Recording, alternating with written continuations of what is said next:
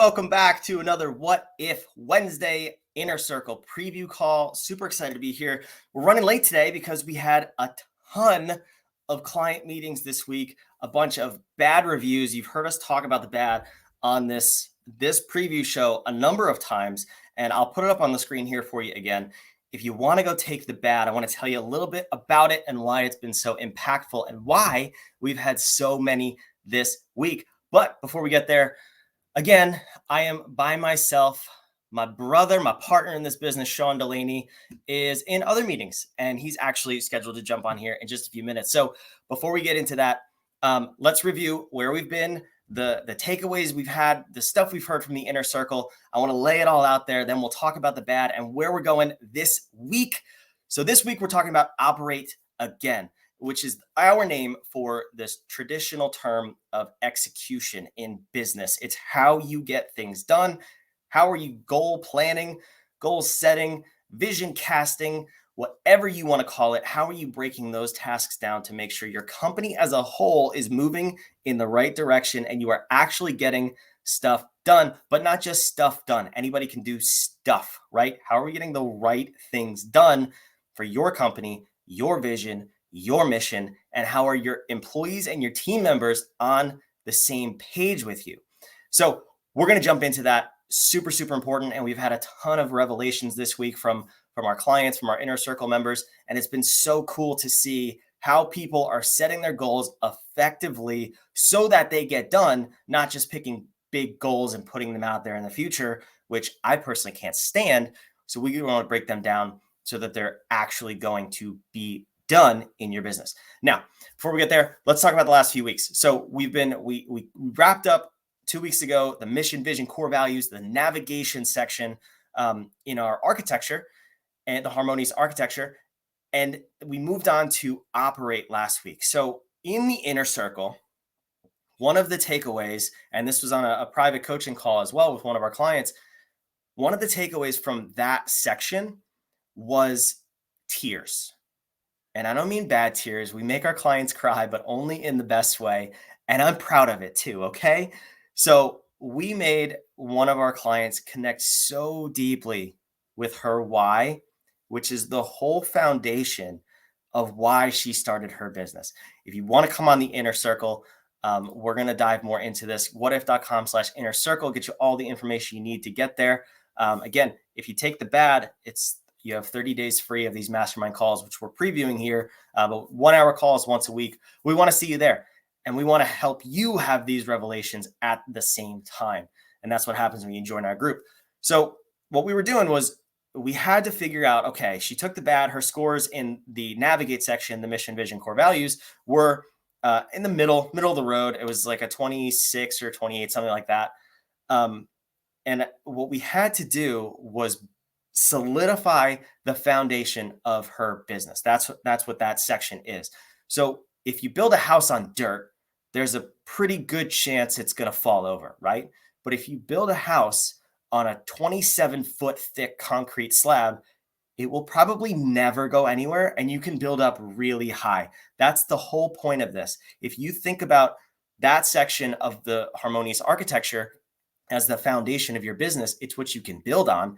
And the important part is to realize is because that section, navigate, touches every single other discipline within our architecture. It is the only discipline that touches every other area and is so deeply ingrained in every other area that if it's not a 50 out of 50 on our assessment, we need to figure out how to get it there and get it there as soon as possible.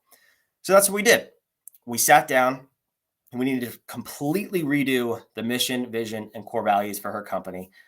Because she kind of knew them. They were documented somewhere in a Google Drive folder in outer space, but they weren't being lived out and embodied by her staff and her company. Her clients didn't know them and see them. And what we sat down to do was figure out, all right, you transitioned from a career you were super happy with, you were successful, it paid well, you started this company to fight an injustice in the world, and you grew it to a 40-person company. That's not an accident. I understand you have a very deep why. Why don't I see that on paper? Why isn't that being lived out within your company? And why don't your employees know what that is? So we broke it down and we said, what was it? And I won't reveal that here, but we got to the point where she was able to break down in tears because over the course of the last 5 to 7 years and just going about the day to day of her business, she forgot. And if you forget, your company for sure forgot. So that's what we did. We started there and then we can build the foundation on top of it. She was having a problem hiring. Well, your mission, vision, core values need to be woven into your job descriptions so that prospective candidates know what they're signing up for. If they don't know what kind of company you have, what your company's mission is, how that connects to their personal core values, whether they label them or not, it's does this job post resonate with me as a human being or does it not? And a lot of job posts that we see, and I'm sure you've even posted them this way, and I know I have in the past, you're just recruiting task rabbits. It's the list of duties and responsibilities that each of your employees are responsible for on a daily basis. And you list the salary and the benefits, and you get a million applications. And then you have a team of people who you nonstop complain about because they're not good employees. Maybe you're not good at hiring because you didn't put this key information in the role. They signed up for a salary and benefits. You wanted team members who were chasing a vision. Those two things don't happen if you guys aren't on the same page. So we make our clients cry. We had a great revelation.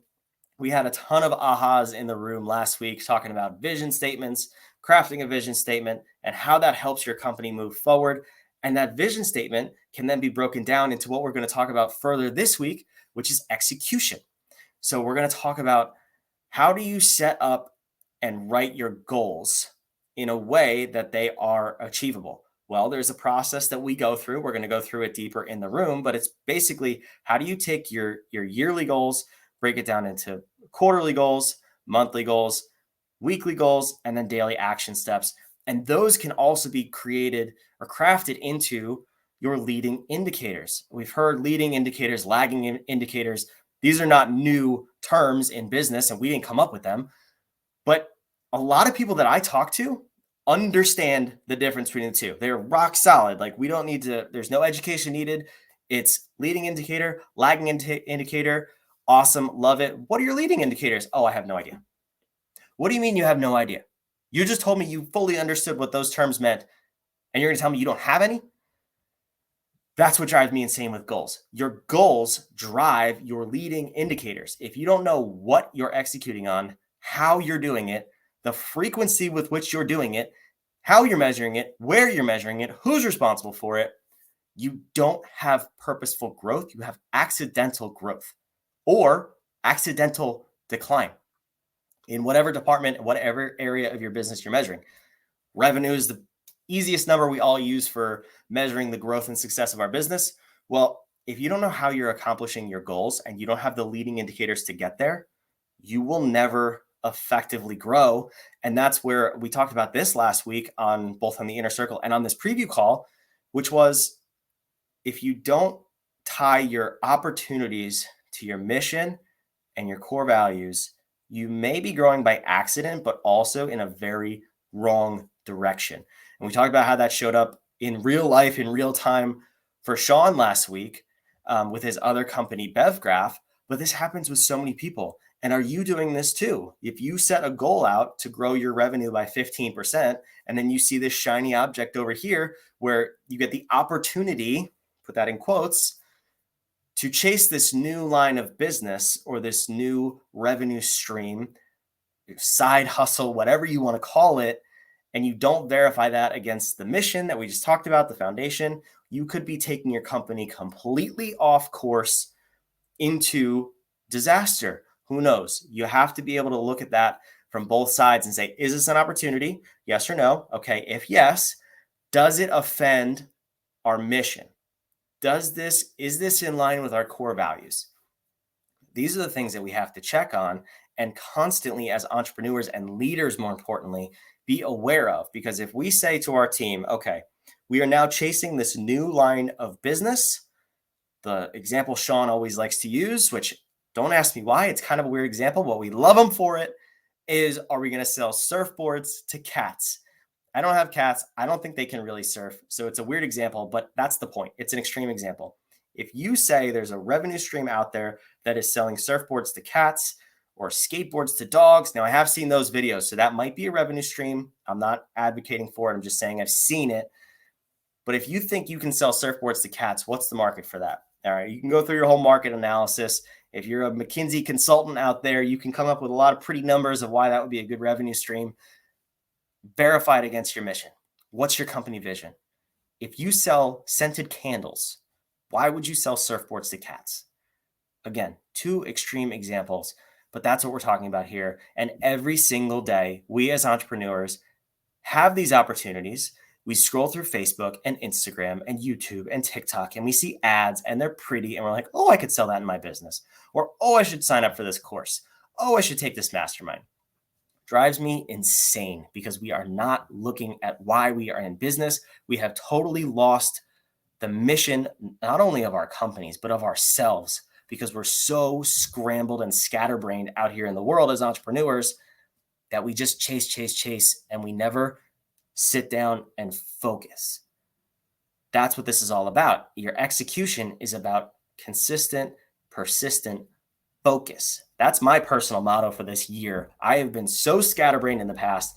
This was the year I finally said, no, I need to stop. I need to get myself in line. If I'm ever going to achieve a goal that I believe is worth achieving, it's going to take consistency, persistence, and focused effort over a long period of time. And what did it take was breaking down that goal into smaller, achievable action steps, not smaller goals, actual action steps and leading indicators. I'll give you an example that other people have used in the past, but this is something I've personally done. So it's not a business goal, it's a personal goal. My personal health and fitness just was absolutely terrible last year. It was a crazy year in business. We were super busy. We grew by almost double, and I was just all over the place. Now, what I did was I let my personal health just completely fall apart. I wasn't going to the gym. I wasn't eating right. Things started to fall apart. Diseases started to pop up. All the things that we know can happen and we're warned about that do happen if you treat yourself that way. So I said, all right, this year I need to get back. I need to get back in shape. I need to do things and put my health, maybe not first, but I need to prioritize it and make it important. So what did I did? I said, okay, I want to be able to have this type of body. I want this to be the kind of the weight that I'm in, muscle mass, all these different things. So I established the goal. Fantastic. I have a goal. That's a big goal. How are you going to get there? I said, all right, what do I need to do? We broke it down all the way. What are the action steps that I needed to take in order to achieve that goal? And what I came up with was I need to go to the gym at least 5 days a week, and I need to track the activities that I'm doing at the gym. And I just do it on my phone. I have a Google Sheet that I pull out when I'm at the gym every single day, and I track line by line. What are the weights I lifted? What are the reps? What are the number of reps per set? And what is the weight that I did for that set? And I have these numbers and I can track it. So I can go week by week. Every muscle group I have broken down on a different spreadsheet. So I can say, okay, last week I did 10 reps, or I did three sets of 10 reps at 25 pounds. This week, it better be 3 sets at 11 reps at 25 pounds, or I increase the weight, whatever that is. But I can see that I'm always moving forward. That to me is a leading indicator. I know that if I hit this metric, the timeline that I set for my goal will happen. That's a health example, not a business example. We do that for your business. That's the whole point of all this. So we break down your goals into smaller goals, into action steps that become leading indicators that you know if you hit them, you will, with almost absolute certainty, reach the goals that you want to reach. That is the important part of execution. A lot of people stop at just setting goals. If you stop there, you'll just have a list of pretty goals. And I actually have these. We're going to share these on the inner circle. If not this week, then next week, when we really dive deep into goal setting and time blocking. Time blocking is a bad word. Breaking down into action steps, your goals for especially next year. So within the next couple of weeks, we'll share this. But when we do that, I want to show you my goals. I have them on Google Docs, and I've broken them down.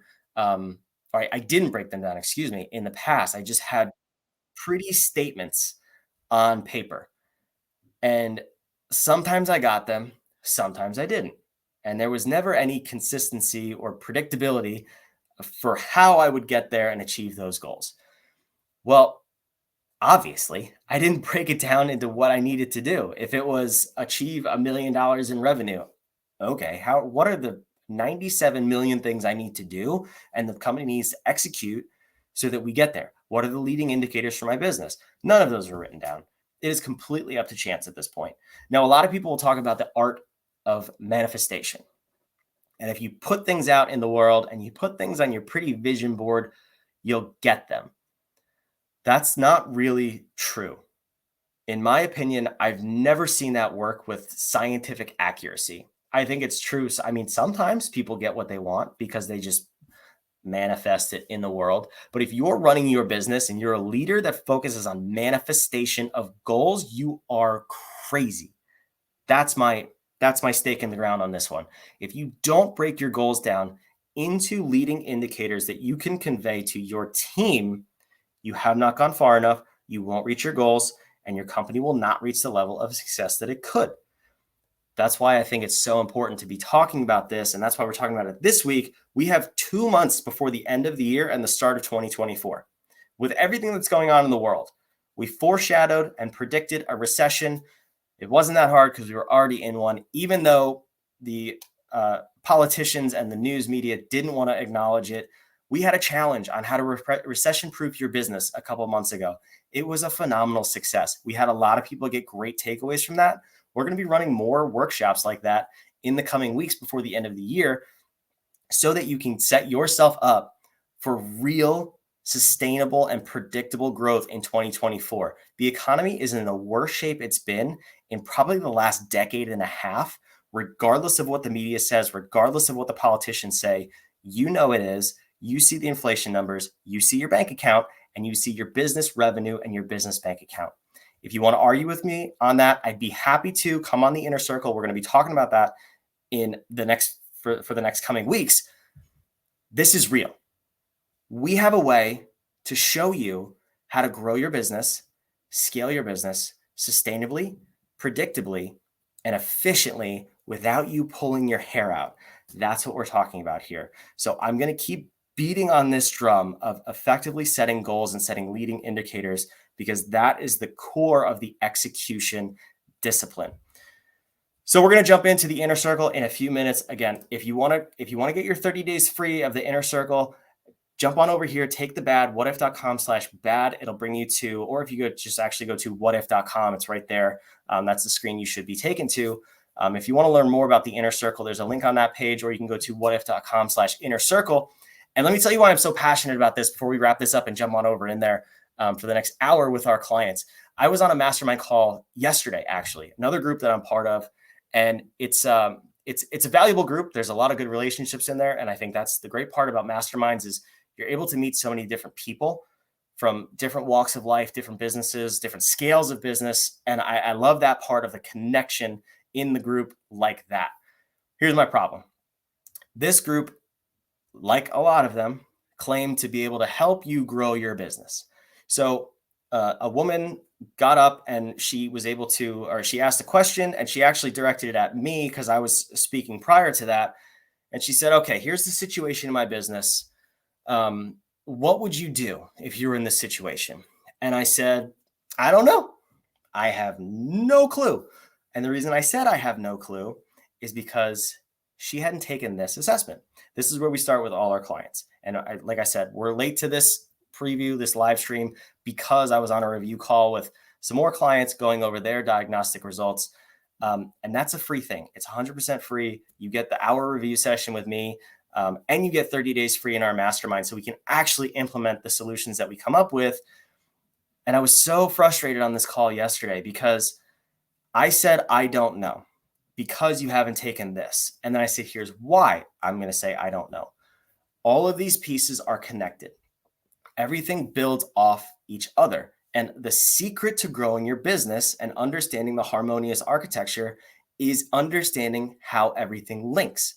They're not 10 siloed departments of a business. They're 10 interconnected disciplines that make up a spider web of how you scale your business.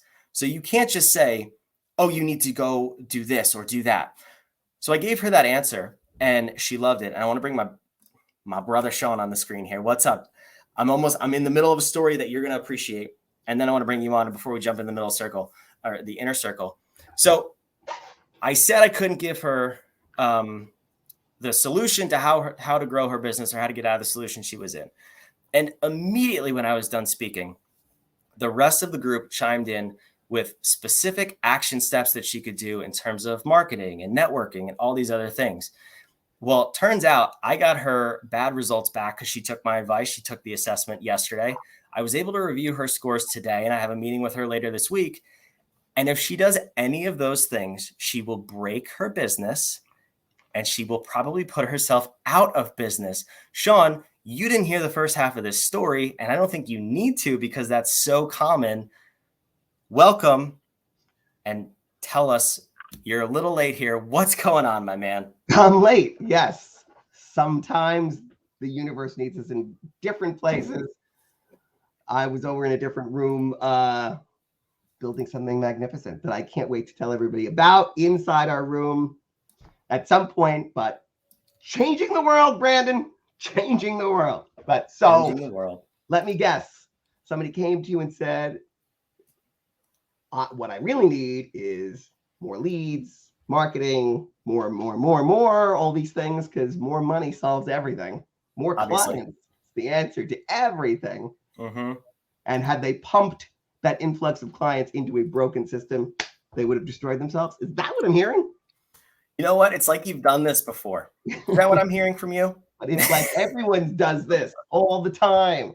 So we're poking fun, but we're also going, I get it. Yeah. It's okay.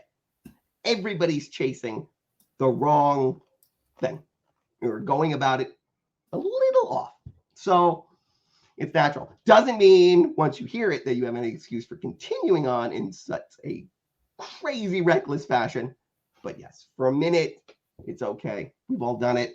It's a very seductive lie that the success of giants paint for us. But that's the path to get where they are. It is a long uphill slog the whole way that way. But I don't want to jump in the middle of your jam. The jam was over. It was that. It was, your business is broken. You don't know why. We can tell you that was harsh. I'm sorry. All business is broken. It's not your business is broken. And that's what we're going to talk about today on the inner circle. So I dropped some little nuggets here that we're going to talk about execution and operate.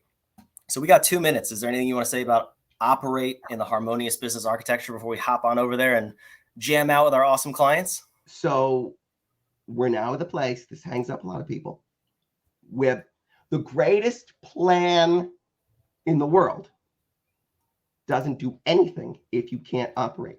I'd rather you be able to operate effectively with no plan than have the world's greatest plan and not be able to take any steps. It's nothing.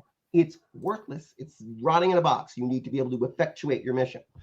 Now, better if we start there, clean up your mission, vision, core values, get you hyper-focused, you know how to navigate, and then we execute. But so here's where we start running the race, Brandon, and we will find out. As you start to run that race, you'll quickly figure out whether or not you got your navigation dialed in. And then we move into modify and on from there what you do. But I'm excited for today. This is where people start to move. It's good. Cool. That's it. That's We're going to jump in. We're wrapped up next week. Sean told you, talking about modify. We're going to go deeper on that, what that means in the harmonious business architecture. We got people to serve. We're going to have laughing. We're going to have tears. We're going to have high fives virtually, of course, in the inner circle. I hope to see you there. Join us, whatif.com/inner circle. And we'll see you next week on the live stream. We're out. Play us in. Peace.